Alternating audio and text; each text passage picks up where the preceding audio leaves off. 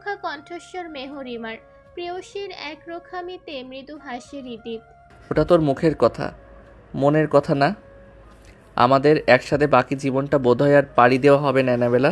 তোর ভালো সময়গুলোতে তোর পাশে না থাকতে পারলেও তোর খারাপ সময়গুলোতে প্রতি ন্যানো সেকেন্ড তোর পাশে পাবি আমাকে। জানিস অ্যানাবেলা, আমরা মানুষেরা বড়ই অদ্ভুত। কিসে আমাদের সুখ সেটা আমরা নিজেরাও জানি না। আমরা যেটাকে পাই সেটাকে আঁকড়ে না ধরে যেগুলো আমাদের দখল সাধ্যের বাইরে সেগুলোকে পাওয়ার জন্য আমরণ চেষ্টা করি। দিন শেষে সেই খালি হাতেই ফিরতে হয়। মেহরিমা গভীর মনোযোগ দিয়ে কথাগুলো শোনে। তবে কি এতটুকু ছিল দুজনের গন্তব্য? চোখজোড়া ছলছল করে ওঠে, তবুও ঠায় নীরব রয়। হৃদিত ব্যথিত ভগ্ন হৃদয় থেকে চাপা দীর্ঘশ্বাস বেরিয়ে আসে। শোকাচ্ছন্ন প্রকৃতি, প্রকৃতি আজ নিচের সেই চিরচেনা রূপে সাজেনি। গাছগুলো রুক্ষতা তিক্ততা বিষাদের প্রতিমূর্তি হয়ে দাঁড়িয়ে আছে। প্রকৃতিতে আজ তীব্র শোকের ছায়া ছড়িয়েছে। শেখ বাড়ির আঙিনায় আজ আর বকুল ফুলের মন মাতানো ঘ্রাণ নেই। গাছে বসে থাকা পাখিগুলোর সুরেলা কণ্ঠ থেকে আজ আর কোনো গান ভেসে আসেনি। ভেসে এসেছে বিষাদের সুর। কিসের এত শোক তাদের? তবে কি নিষ্পাপ মেয়েটার মৃত্যুতে ওই অবেলা পাখিগুলো শোকাহত? মাধবীর প্রাণহীন নিস্তব্ধ দেহখানা সফেদ রঙা কাফনের কাপড়ে মোড়ানো, যার একাংশ রক্তে রাঙা হয়ে আছে। বেঁচে থাকতে আমাদের নিজেকে সাজতে কত শত আয়োজন থাকে, অথচ হাড় মাংসে গড়ে দেহখানা থেকে প্রাণ পাখিটা উড়াল দিলেই কম দামি সফেদ রঙা কাপড়খানায় আমাদের শেষ সঙ্গী হয়। তবে ধন সম্পদ নিয়ে কিসের এত অহংকার আমাদের? শেষ সময়ে যদি সেগুলো আমাদের সঙ্গী না হয়, বড় আফসোস। আমরা মানুষেরা সবটা বুঝেও অবুঝের ন্যায় আচরণ করি। অবনী শেখ মাধবীর লাশের ডান পাশে বসে এক দৃষ্টিতে নিচের মেয়ের মুখের দিকে তাকিয়ে আছেন। মাধবীর মুখের উজ্জ্বলতা কয়েক গুণ বেড়ে গেছে। দেখতে কি স্নিগ্ধ লাগছে, কতই না মায়াবী ওই মুখখানা। ওই মুখ দিয়ে আরো কখনো মা ডাক শোনা হবে না। আমরা পৃথিবীতে এসেছি একা, যেতেও হবে একা। তবে আমরা একাকিত্বকে কেন এত ভয় পাই?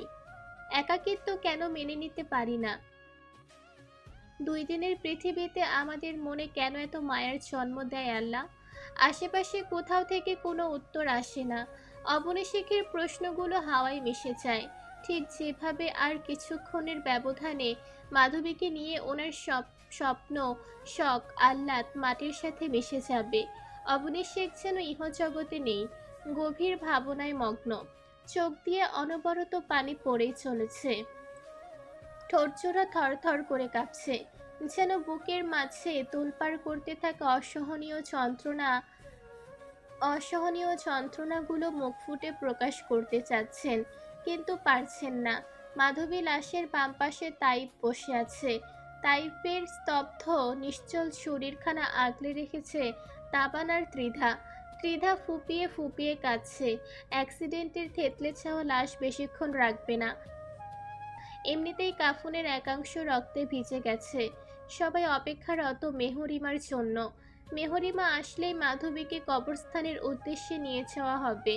দীর্ঘক্ষণ পর অধৈর্যরা নাড়ায় তাইফ। বিড়বিড় করে বলে, এই পৃথিবীতে সবকিছু পেয়ে গেলেও তোমাকে আর নিজের করে কোনো কালেই পাওয়া হবে না মাধবীলতা। এই একটা আফসোস নিয়ে আমি কিভাবে বেঁচে থাকবো? এই একটা আফসোস যে আমার এই আজীবন পুরাবে। তোমাকে ছাড়া তোমার তাই বাঁচতে পারবে না মাধবীলতা। তাইফের অস্ফুট স্বরে বলা কথাগুলো শুনতেই তাবানের চোখের জলের আর বাদ মানে না। ভাইয়ের কষ্টে ত্রিধা ডুকরে কেঁদে ওঠে। হৃদিত শেখ বাড়ির সামনে গাড়ি থামাতেই মেহরিমা ভ্রু কুঁচকে তাকায় হৃদিতের দিকে। বাড়ির দিকে নজর পড়তেই বাড়ির সামনের ভেতরে শত শত মানুষের আনাগোনা দেখে বুকের ভেতর ধক করে ওঠে। অজানা এক ভয়ে হৃদয় দুমড়ে মুচড়ে ওঠে। হৃদিত ততক্ষণে গাড়ি থেকে নেমেছে। হৃদিতকে দেখতে আয়াস আরিফ চৌধুরী এগিয়ে আসেন। হৃদিত মেহরিমার পাশে দরজাটা খুলে দেয়। মেহরিমা একদমই হাঁটার মতো অবস্থায় নেই। হৃদিত মেহরিমাকে কোলে উঠিয়ে নিতে নিলেই মেহরিমা হাতের ইশারায় থামিয়ে দেয়। চোখের সামনে প্রতিবেশী এক চাচিকে দেখতেই ডাক দেয়, চাচি একটু শুনুন।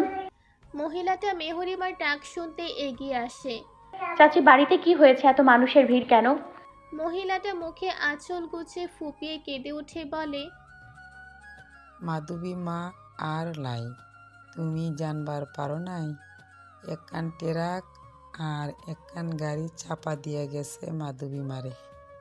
কিছু সময়ের জন্য মেহরিমার মস্তিষ্ক থমকে যায়, নিউরনগুলো ছিন্ন বিচ্ছিন্ন হয়ে যায়, শরীর অসাড় হয়ে আসে, শিরায় উপশিরায় রক্ত চলাচলের পরিবর্তে যেন যন্ত্রণা চলাচল করতে শুরু করে। মেহরিমা অস্ফুট স্বরে বলে, আমার মাধুপু। পরক্ষণে হৃদিতকে ধাক্কা দিয়ে সামনে থেকে সরিয়ে ওই ক্ষতবিক্ষত পা নিয়েই বাড়ির ভেতরে ছুট লাগায়। হাতে খোপা করা চুলগুলো খুলে পিঠ ছড়িয়ে পড়ে। মিনিটের ব্যবধানে পা ছোড়া রক্তাক্ত হয়ে যায়। শুভ্ররাঙা ব্যান্ডেজ লাল রঙে গোসল করে লাল বর্ণ ধারণ করে। হৃদের ধাক্কাটার জন্য একটুও প্রস্তুত ছিল না বিধে কয়েক পা পিছিয়ে যায়। মেহরিমার পিছু পিছু দ্রুত পায়ে শেখ বাড়িতে প্রবেশ করে। মেহরিমাকে দৌড়ে আসতে দেখে সকলে সরেছে রাস্তা করে দেয়।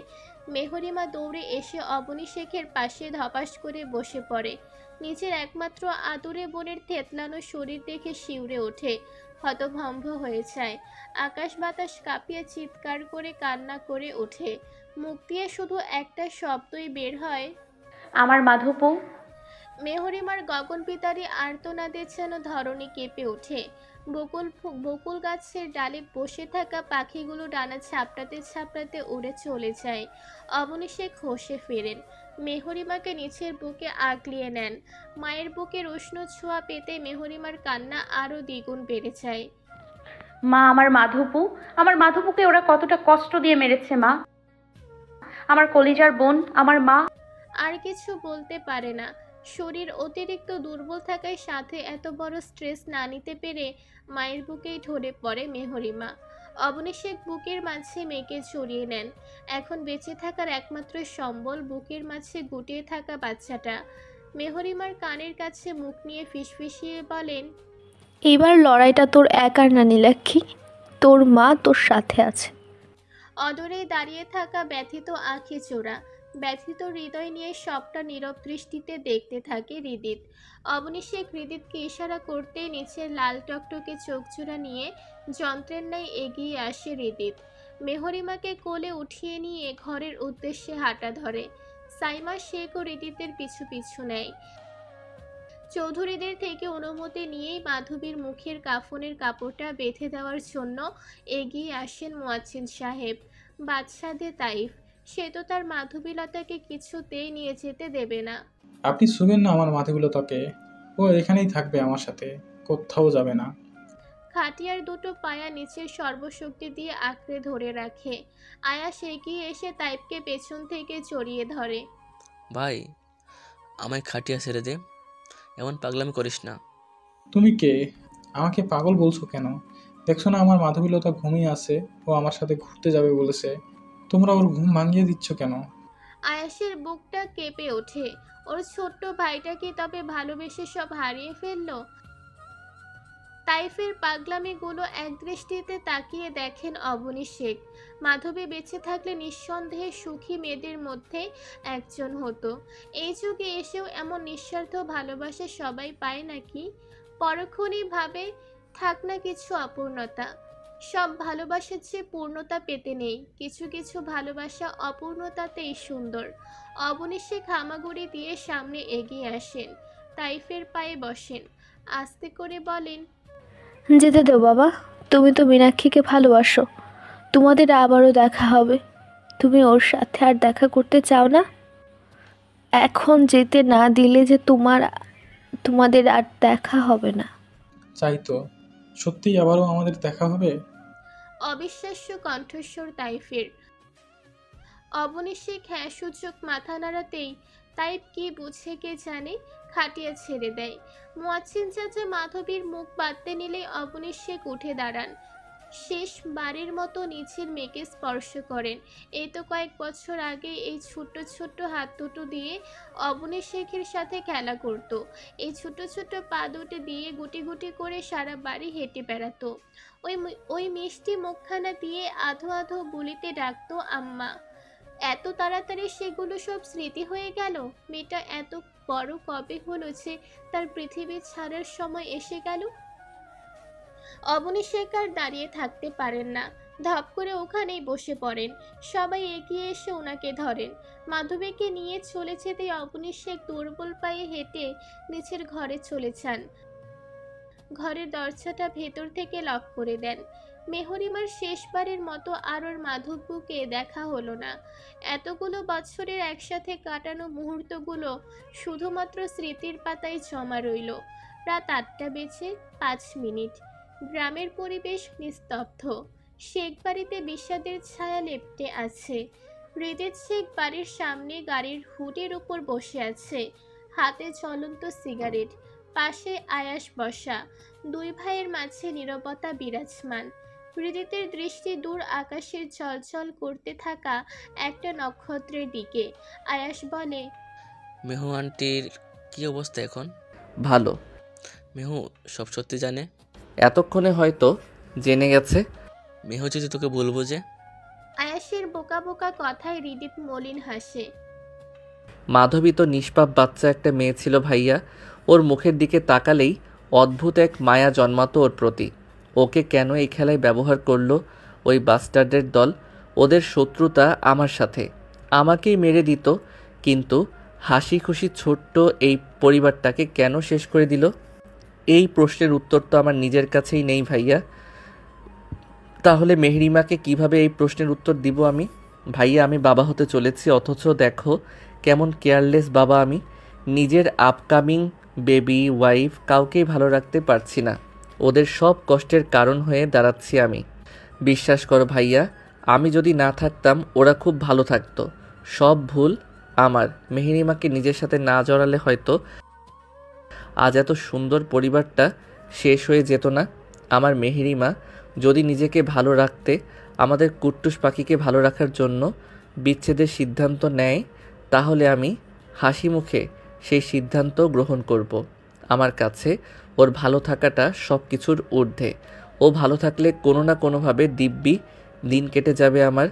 কাছে এসে ছুঁয়ে দেওয়ার অধিকার না থাকলেও দূর হতে ওর ওই পবিত্র মুখখানা দেখে হৃদয়ে শীতলতা আনার অধিকারটুকু তো থাকবে। তোকে ছাড়া মেহরিমা ভালো থাকতে পারবে? I am a curse to them, bro. I am a failure as a father and husband. I am a coward. ভঙ্গুর অথচ শান্ত শিথিল কণ্ঠস্বর হৃদিতের। নিচের একমাত্র ভাইয়ের কষ্টে আয়েশের বুক ভার হয়। আচ্ছা, ভালোবাসা এত কাঁদায় কেন? নিঃস্বার্থভাবে ভালোবাসা কি তবে সবাই সুখী হতে পারে না? মন থেকে উত্তর আসে, অভাগা, সেটা তোর থেকে ভালো আর কে জানে। আয়াসের মানসপটে ওর আর আরিশার খুনসুটির মুহূর্তগুলো ভেসে ওঠে। আয়াস চোখচোরা বন্ধ করে নেয়। তক্ষুনি আয়াসের ফোনে তাবানের নম্বর থেকে কল আসে। আয়াস রিসিভ করে অপর প্রান্ত থেকে ভেসে আসে তাবানের কান্নারত কণ্ঠস্বর। ভাইয়া, তাইফকে কোথাও খুঁজে পাওয়া যাচ্ছে না। ভাবিদের ওখানে আছে কি? আয়াসের মাথায় আকাশ ভেঙে পড়ে। হৃদিতের কপালে ভাঁজের সৃষ্টি হয়। ফোন লাউডস্পিকারে থাকায় সবটা শুনতে পায় হৃদিত। না, এখানে তো নেই। আচ্ছা, আমি আর হৃদিত খুঁজে দেখছি, টেনশন করিস না। বাসার সবাইকে হাইবার হতে নিষেধ কর। কল কেটে দেয় আয়াস। চিন্তিত মুখমণ্ডল আয়াসের। কিছু একটা ভাবতেই মৃদু হাসে হৃদিত। গাড়ির হুডের ওপর থেকে লাফ দিয়ে নিচে নামে। হাতে থাকা চলন্ত সিগারেটটা ফেলে দিয়ে গাড়িতে উঠে বসে। আয়াসকেও গাড়িতে উঠতে ইশারা করে। গ্রামে ঝাঁকিয়ে শীত পড়তে শুরু করেছে। হাড় কাঁপানো শীতে অসার প্রকৃতি। হিমহিম ঠান্ডা ছিঁড়ে বাতাস বইছে। কুয়াশার আবরণে ঢাকা প্রকৃতি। নিস্তব্ধ পরিবেশ। রাতের নিস্তব্ধতা গলিয়ে ভেসে আসছে ক্ষুধার্ত কুকুরদের হুঙ্কার। চন্দ্রিমা বাঁশবাগানের মাথার উপরে বসে নিচের রূপ প্রদর্শনে ব্যস্ত। জ্যোৎস্নায় রাঙা গ্রামের মেঠোপথ। কবরস্থানের ল্যাম্পপোস্টগুলো টিমটিম করে চলছে। সদ্য হওয়া নতুন কবরটার উপর মাথা রেখে বসে আছে তাইব। গুনগুনিয়ে কাঁদছে। দু হাতে শক্ত করে মাটি খামছে ধরে রেখেছে। মাধবীলতা, তুমি আমারে কেন বললে না এই জীবনে ভালোবাসা যায়, কিন্তু তাকে পাওয়ার স্বপ্নটা দেখা যায় না? তাহলে আমি কেবল ভালোই বাসতাম। তোমার পাওয়ার স্বপ্নটা আমি দেখতাম না। যে চোখ দিয়ে তোমারে দেখেছি সেই চোখ যারা যে চিরস্থায়ীভাবে বন্ধ না হওয়া পর্যন্ত তোমার মায়া কাটবে না। তুমি আমারে রেখে কেন চলে গেলে? এই কেমন ভালোবাসা তোমার? এই অভাগার জন্য একটু কষ্ট হচ্ছে না তোমার? আমি যে এই মরণ যন্ত্রণা সহ্য করতে পারছি না। তুমি কি শুনতে পারছো আমার কথা, মাধবীলতা? কোনো উত্তর আসে না। অদূর থেকেই ভেসে আসে পাখিদের করুণ ডাক। তাই টুকরে কেঁদে ওঠে, অস্ফুট স্বরে বলে, আমার আল্লাহর কসম, যারা আমার থেকে তোমাকে দূরে সরিয়েছে তাদের প্রত্যেকের গর্দান কেটে তোমার পদতলে রাখবো আমি। আমার পবিত্র ভালোবাসার কসম মাধবীলতা, তোমার চেয়েও দ্বিগুণ কষ্ট দিয়ে তাদের মারবো আমি। তাইফের কর্ণে ভেসে আসে এক কিশোরীর খিলখিলিয়ে হাসির শব্দ। তাইফ সেই হাসির শব্দ লক্ষ্য করে সেদিকে তাকায়। কবরস্থানের ফুলের সমাহারের মাঝে শুভ্ররাঙা কাপড় পরে দাঁড়িয়ে আছে তাইফের মাধবীলতা। মাধবীকে দেখতে তাইফের হৃদয়ে সদ্য জন্ম নেওয়া ফুলের কুঁড়িগুলো ফুটে ওঠে। হৃদয় ছুঁড়ে সুবাস ছড়িয়ে পড়ে। মুচকি হাসে তাইফ। তুমি এসেছো মাধবীলতা, আমি জানতাম তুমি আসবে। আমাকে ছেড়ে আমার মাধবীলতা কখনোও যেতে পারে না। মাধবী কিছুই বলে না, আবারও খিলখিলিয়ে হেসে ওঠে। তাইফ মুগ্ধ চোখে সেই হাসি দেখে। হঠাৎ তাইফের সামনে থেকে মাধবীর অবয়বটা অদৃশ্য হয়ে যায়। তাইফ চিৎকার করে ডাকতে থাকে, মাধবীলতা, কোথায় চলে গেলে তুমি? আমার সাথে লুকোচুরি খেলছো? তাইফের মনে হয় ওর মাধবীলতা কবরের মধ্য থেকে মৃদুস্বরে ওকে ডাকছে। তাইব, আমাকে তোমার সাথে নিয়ে চলো। এখানে এই অন্ধকারে একা থাকতে আমার খুব ভয় লাগছে। তোমার কোনো ভয় নেই মাধবীলতা, আমি আছি তো। তোমাকে আমার সাথে নিয়ে যাব। এখানে একা রাখবো না তো তোমাকে। বোকা মেয়ে ভয় পায় না। তাইফ পাগলের মতো হাত দিয়ে কবরের মাটি সরাতে থাকে। মুখ দিয়ে বিড়বিড় করে বলে, আমার মাধবীলতা, এই তো আরেকটু, ভয় পেও না তুমি। হৃদিত আয়াস কবরস্থানে এসে তাইপকে এই অবস্থায় দেখতেই দ্রুত এগিয়ে আসে। তাইপকে জোর করে ওখান থেকে নিয়ে চলে আসে। তাইপ রাগে গজগজ করতে করতে বলে, আমার মাধবীলতা কষ্ট পাচ্ছে, আমাকে ছাড়ো তোমরা। আমার মাধবীলতা আমার সঙ্গে যাবে, ছেড়ে দাও বলছি। হৃদিত আর আয়াস তাইফকে গাড়িতে তুলে নেয়। হৃদিত ড্রাইভ করতে শুরু করে। আয়াস তাইফকে নিচের সাথে জড়িয়ে রাখে। ভাইয়ের ঘাড়ে মাথা দিয়ে খাপটি মেরে বসে থাকে তাইফ। চোখ জোড়া দিয়ে বর্ষণ নামে। চৌধুরী বাড়িতে পৌঁছে তাইফকে নিয়ে দোতলায় চলে যায় হৃদিত আয়াস। ওদের পিছু পিছু সবাই উপরে উঠে আসে। আরিফ চৌধুরী ডক্টরকে ইনফর্ম করে তাইফের পাগলামি যেন কমবার নয়। মুখে শুধু একটাই শব্দ উচ্চারণ করে চলেছে, আমার মাধবীলতা। ছেলের কষ্ট দেখে হাউমাউ করে কান্না করে দেন আতিয়া চৌধুরী। সবাই আতিয়া চৌধুরীকে নিয়ে চলে যায়। থেকে যায় হৃদিত আয়াস আর আরিফ চৌধুরী। তাইফকে ফ্রেশ হতে সাহায্য করে হৃদিত। 10 মিনিটের ব্যবধানে ডক্টর এসে তাইফকে চেক আপ করে ঘুমের ইঞ্জেকশন দেয়। কিছু সময়ের ব্যবধানে ঘুমিয়ে পড়ে তাইফ। ডক্টর চিন্তিত মুখে বলে, তাইফের মেন্টাল কন্ডিশন ভালো না। আপনারা যত দ্রুত সম্ভব সাইকোলজিস্টের পরামর্শ নিন।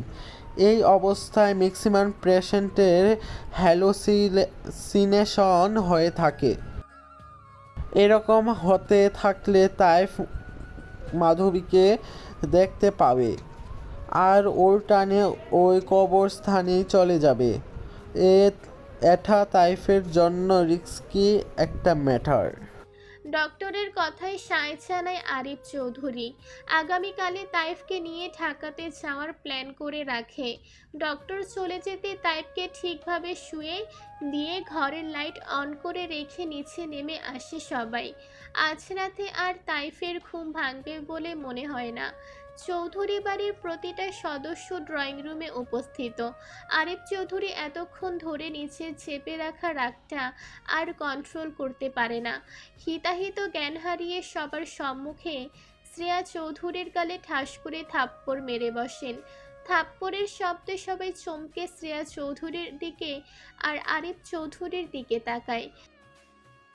শ্রেয়া চৌধুরী গালে হাত দিয়ে হতভম্ব হয়ে ছলছল চোখে আরিফ চৌধুরীর দিকে তাকিয়ে আছেন। আকস্মিক এটার জন্য উনি মোটেও প্রস্তুত ছিলেন না। বাড়ির সবাই হতবাক হয়ে যায়। সিঁড়ির উপর দিকেই থমকে দাঁড়িয়ে পড়ে হৃদিত। আরিফ চৌধুরী রাগে গর্জে উঠে বলেন, এই কাজ তোর, তাই না? ছোট্ট নিষ্পাপ বাচ্চাটাকে তুই মেরেছিস, জবাব দে। মানুষ হয়ে মানুষ মারতে একটু হাত কাঁপলো না? ওহো, আমি তো ভুলেই গেছি, তুই তো মানুষের কাতারেই পড়িস না। তাইফের কিছু হয়ে গেলে তোকে মাটিতে জ্যান্ত পুঁতে রেখে দেব আমি। থার্ড ক্লাস মহিলা, আমার জীবনের সবচেয়ে বড় অভিশাপ তুই। শ্রেয়া চৌধুরী কোনো প্রত্যুত্তর করে না, কেবল হতভম্ব হয়ে তাকিয়ে থাকেন। ওনার বুকে কেউ যেন ছুরি চালিয়ে হৃদয়টা খণ্ড বিখণ্ড করে দিচ্ছে। সেই মানুষটার জন্য এতগুলো পাপের বোঝা মাথায় নিয়ে ঘুরে বেড়াচ্ছেন, নিজের গর্ভে জন্ম নেওয়া ছেলে দুটোর জীবনটা পর্যন্ত নষ্ট করতে পিছুপা হননি। আজ সেই মানুষটাই শেষ পর্যায়ে এসে হাত ছেড়ে দিল। তবে কি কারোর ক্ষতি করে কখনো ভালো থাকা চায় না? ৩৫ বছর আগে করা পাপের শাস্তি কি এখনো পাচ্ছে? এটাই কি তবে প্রকৃতির বিচার? আরিফ চৌধুরী ওখান থেকে চলে যেতে নিলে শ্রেয়া চৌধুরী হুঁশে ফিরেন, ধীর কণ্ঠে বলেন, আমি খুন করিনি। ওই নিষ্পাপ বাচ্চাটা, মেয়েটার সাথে তো আমার কোনো শত্রুতা নেই। তাহলে আমি কেন ওর জীবনটা শেষ করে দেব? এতটা নিষ্ঠুর আমি না। আরিফ চৌধুরী কথাগুলো শুনেও যেন শুনলেন না, বাড়ি থেকে বেরিয়ে যান। হৃদিত নিচে নেমে আসে, ঠিক আয়রা চৌধুরীর সামনে দাঁড়ায়, হিসিয়ে বলে, আমি যদি জানতে পারি এর পিছনে আপনার হাত আছে, আই সোয়ার এই পৃথিবীতে জাহান্নাম দেখিয়ে দেব। কথাটা বলেই হৃদিত বাড়ি থেকে বেরিয়ে আসে। গন্তব্যস্থল শেখ বাড়ি। দীর্ঘক্ষণ অ্যানাবেলাকে দু চোখ ভরে দেখতে পায়নি। বুকের মাঝে অশান্তির ঝড় বয়ে চলছে। হৃদিতের বলা কথাটা শুনতে আয়রা চৌধুরী দরদরিয়ে ঘামতে শুরু করে। শাড়ির আঁচল দিয়ে কপাল মুছে চটচল দিয়ে ওখান থেকে কেটে পড়তে নিলেই আয়াস বলে ওঠে, ওটা কথার কথা ছিল ফুপিমণি, এত ঘামবেন না। আর চোরের মতো পালিয়ে বেড়াবেন না, নাহলে কিন্তু সত্যি আপনাকে সন্দেহের তালিকায় রাখা হবে। আয়াসের ঠোঁটে বাঁকা হাসি। অলিভিয়ার দিকে এক চোখ মেরেই হৃদিতের পিছু পিছুই বাড়ি থেকে বেরিয়ে আসে। রাত ৯টা বেজে ১৫ মিনিট। চৌধুরী বাড়ির সকলে শেখ বাড়িতে রাতের খাবার নিয়ে উপস্থিত হয়েছে। শুধু ছেলের জন্য আসতে পারেননি আতিয়া চৌধুরী। একমাত্র ছেলের এই অবস্থায় উনি দিশেহারা হয়ে পড়েছেন। স্বামী ছাড়া এই পরিস্থিতি মোকাবেলা করতে চেয়ে মানুষটা যেন আরও বেশি ভেঙে পড়েছে। সবাই ড্রয়িং রুমে বসে আছে। অবনী শেখের সাথে টুকিটাকি কথা বলে ওনাকে স্বাভাবিক রাখার চেষ্টা করছে সকলে মিলে। অবনী শেখ এখন বাইরে থেকে অনেকটাই স্বাভাবিক, কিন্তু ভেতরের খবর কে জানে। মেহরিমার ঘরের দরজাটা বন্ধ, সেই সন্ধ্যায় বন্ধ করেছে, এখনো খোলেনি। হৃদিত স্লথ পায়ে হেঁটে দরজার দিকে এগিয়ে আসে, কয়েকবার নক করে। দরজার ওপাশ থেকে কোনো সারা শব্দ পাওয়া যায় না। হৃদিত ঘুরে চলে আসতে নিলেই দরজার লকটা শব্দ করে খুলে যায়। হৃদিত কিছুক্ষণ থমকে দাঁড়িয়ে থাকে, এক অচেনা ভয় চারিদিকে ঝেঁকে ধরে। ধীর পায়ে ঘরের ভেতরে প্রবেশ করে। ঘুটঘুটে অন্ধকারে আচ্ছন্ন রুমটা, একটা লাইটও চালানো নেই। জানালা দিয়ে চাঁদের মৃদু আলো এসে ঘরে প্রবেশ করেছে। সেই মৃদু আলোয় যেন অন্ধকার আরো দ্বিগুণ বেড়ে গেছে। হৃদিত আর রুমের লাইট অন করে না, শব্দহীন পায়ে হেঁটে মেহরিমার পাশে যেয়ে বসে। চাঁদের আবছা আলোয় মেহরিমাকে দেখতেই বুকের মাঝে মোচড় দিয়ে ওঠে।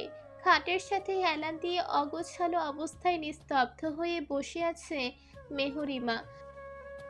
দেহে যেন প্রাণ নেই, দৃষ্টি ফ্লোরে নিবদ্ধ। একদিনে মেয়েটার শরীর ভেঙে গেছে, কেমন অসহায়ের মতো দেখাচ্ছে। মেহরিমার চোখ দুটো রক্তের ন্যায় লাল হয়ে ফুলে আছে, ঠোঁটের কাটা স্থান ছিঁড়ে রক্ত বেরিয়ে জমে গেছে। চুলগুলো এলোমেলোভাবে জট বেঁধে ফ্লোরে ছড়িয়ে ছিটিয়ে আছে। পায়ে বাঁধা নতুন ব্যান্ডেজটাও রক্তাক্ত হয়ে আছে। চাঁদের আলোয় হৃদিত স্পষ্ট দেখতে পায় ঘরের ফ্লোর জুড়ে পায়ের ছোপ ছোপ রক্তের দাগ লেগে আছে। হৃদিতের চোখ বেয়ে পানি গড়িয়ে পড়ে। ফ্লোরে দৃষ্টি রেখে মেহরিমা বলে, কাঁদছেন কেন? কান্না করার কথা তো আমার, সব হারিয়েছি আমি। মেহরিমার কথায় হৃদিত নড়ে চড়ে বসে।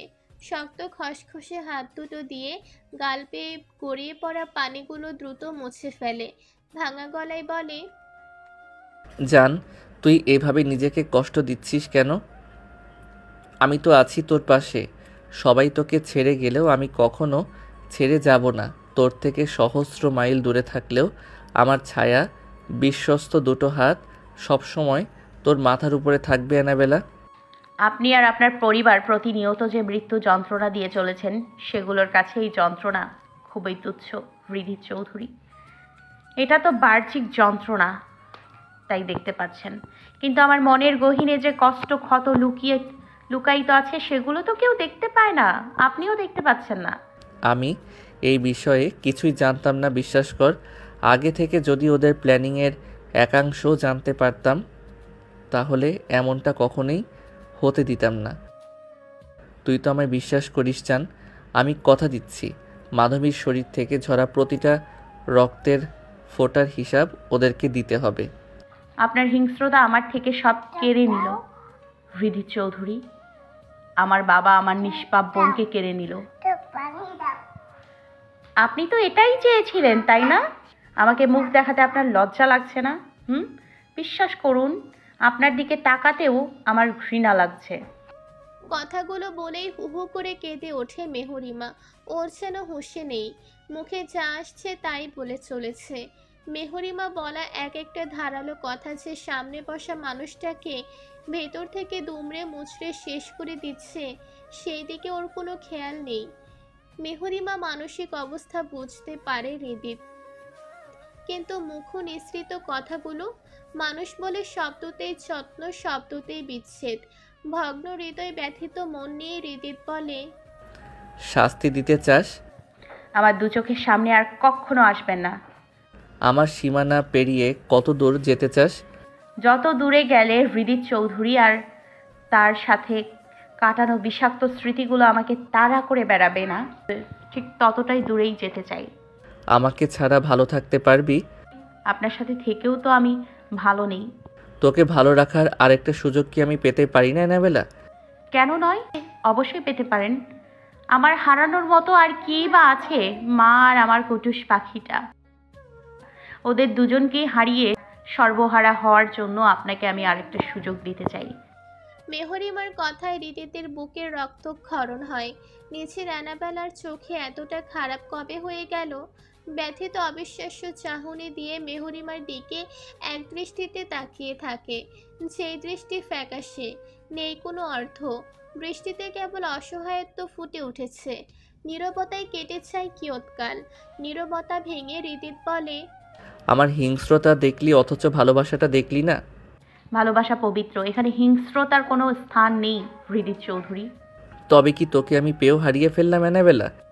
মেহরিমা কোনো প্রত্যুত্তর করে না, কাঁদতেই থাকে। ওদের দুজনের কথার মাঝে আয়েশা চৌধুরী এসে হৃদিতের কাছে মেহরিমার খাবার দিয়ে চায়। হৃদিত হাত ধুয়ে আসে। মেহরিমা ততক্ষণে টলমল পায়ে উঠে দাঁড়িয়েছে। হৃদিত খাবারের প্লেট হাতে নিয়ে মেহরিমাকে বিছানায় বসতে বলে। মেহরিমা বসে না, ঠায় দাঁড়িয়ে রয়, মুখে বলে, ক্ষুধা নেই, খাবো না। প্লিজ অ্যানাবেলা, জেদ করিস না। আজকের পর আর কখনো আমাকে তোর দু চোখের সামনে দেখতে পাবি না। কিন্তু এখন আমাদের কুট্টুস পাখির জন্য হলেও খাবারটা খেয়ে নে। সারাদিন না খেয়ে আছিস, শরীর আরও অসুস্থ হয়ে পড়বে জান। ওই নামে আমাকে আর কখনো ডাকবেন না। আর আমাদের না শুধুমাত্র মেহরিমা শেখের সন্তান, ওর রক্ত পবিত্র, ওর রক্তে ওই বিশ্বাসঘাতক চৌধুরীদের বিষাক্ত রক্ত নেই। আচ্ছা ঠিক আছে, এবার তো খেয়ে নে। মেহরিমা এবার রাগে ছেদে হৃদিতের থেকে খাবারের প্লেটটা ছুঁড়ে ফেলে দেয়। বিকট শব্দে প্লেটটা ভেঙে ফ্লোরে ছড়িয়ে পড়ে। বাড়ির সকলে সেই শব্দে মেহরিমার রুমের দিকে ছুটে আসে। মেহরিমা মুখে হাত দিয়ে ডুকরে কেঁদে ওঠে। চিৎকার করে কাঁদতে কাঁদতেই বলে, আপনাকে বললাম না আমার সামনে থেকে চলে যান। আপনি এত নির্লজ্জ কেন? আপনাকে দেখলে আমার খুব কষ্ট হচ্ছে, রাগ হচ্ছে, ঘৃণা লাগছে। আপনার জন্য মাধুপুকে হারিয়েছি আমি, আমার বোন, আমার মাধুপু।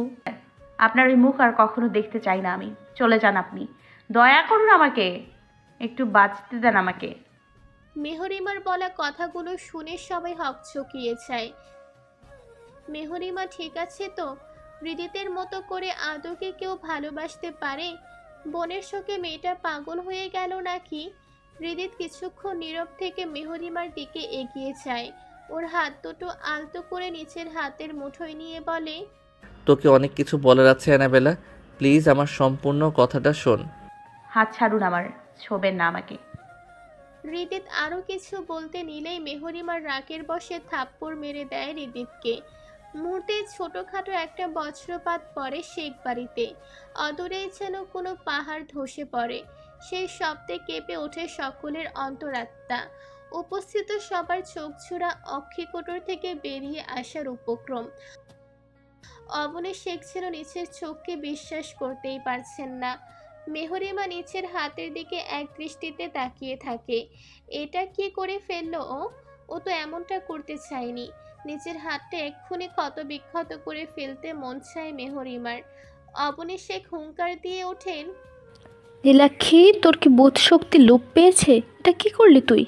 এক্ষুনি ক্ষমা চা রিদিত বাবার কাছ থেকে। হৃদিত কিছু সময়ের জন্য স্তব্ধ হয়ে যায়। পরক্ষণে মেহরিমার দিকে তাকিয়ে মলিন মুখে মৃদু হেসে বলে, বিচ্ছেদ চাস নাকি মুক্তি? মেহরিমা নিশ্চুপ, কোনো কথা বলে না। চোখ দিয়ে অনবরত পানি পড়তে থাকে। হৃদিতের বুক থেকে চাপা দীর্ঘশ্বাস বেরিয়ে আসে। বলে, ইউ নো অ্যানাবেলা, অপেক্ষা একটা মানসিক যন্ত্রণা। তবু আমাদের অপেক্ষা করতে হয়। ওই যে নির্দিষ্ট একটা মানুষের কাছে আমরা সকলে অসহায় থাকি। আমাদের সবটুকু অপেক্ষা ওই জীবিত মানুষগুলোর জন্য।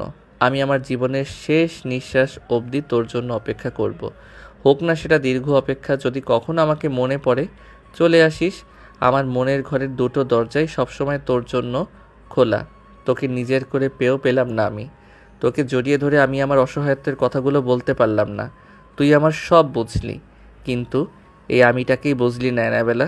এই একটাই আফসোস আমার আজীবন থেকে যাবে। এই যন্ত্রণা বয়ে বেড়াতে পারলে হয়তো বেঁচে থাকবো, আর যদি না পারি এই পৃথিবী থেকে নিখোঁজ হয়ে চিরতরে হারিয়ে যাব। তখন একটু আফসোস করিস না আমার সানশাইন। ভুলে যাস তোর জীবনে হৃদিত নামের কেউ ছিল। কুট্টুস পাখিকে বলিস ওর পাপা মানুষ হিসেবে খারাপ হলেও একজন বাবা হিসেবে খারাপ নয়। ওর পাপা ওকে খুব ভালোবাসে। কম্পনরত কণ্ঠস্বর হৃদিতের চোখের জলেরা বাত মানে না। 27 বছরের গড়া কঠিন সত্তাটা এক নিমেষেই ধসে পড়ে। বাচ্চাদের মতো ফুপিয়ে কেঁদে ওঠে। কাঁদতে কাঁদতে টলমলো পায়ে ঘর থেকে বেরিয়ে যায়। আয়াস হৃদিতের পিছু ছোটে। হৃদিত চলে যেতে মেহরিমার ঘোর কাটে, হুঁশে ফেরে। এতক্ষণ ধরে কি করেছে সেটা ভাবতেই গলায় কান্নারা দলা পাকিয়ে আসে।